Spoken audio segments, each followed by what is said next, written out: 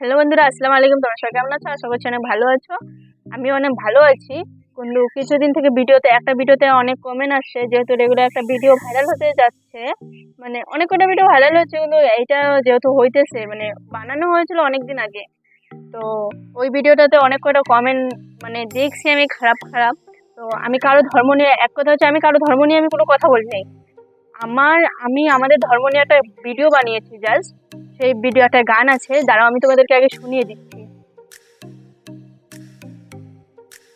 মুসলিম ধর্মের মেয়ে তুমি, অন্য ধর্মে কেন যাবে? অন্য ধর্মের এই